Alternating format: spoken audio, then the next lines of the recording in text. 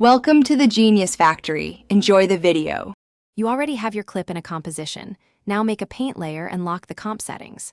Start by selecting the brush tool and choose a soft round or custom brush. This controls edge blending. Once done, paint on a new solid or on a duplicate layer. This preserves the original. Make sure to set the layer's blend mode later, not now. You're isolating strokes first so you can tweak opacity, color, and tracking without damaging source pixels. Once motion is understood, track or stabilize the target area. Motion Tracker or Mocha makes paint stick to moving geometry.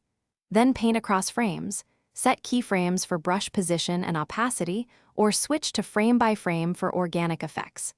Make sure to vary flow and size to match lighting changes. That's why you track.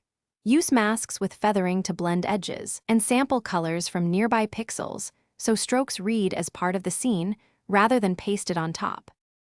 Finalize by changing the paint layer blend mode and dialing opacity until the overlay integrates. You want subtlety, not saturation. Once blended, add a slight directional blur, match color balance, then apply film grain to mask micro differences.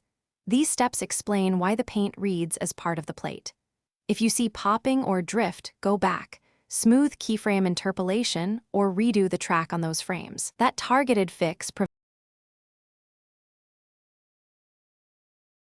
Thanks for watching. If you found this helpful, don't forget to like and subscribe.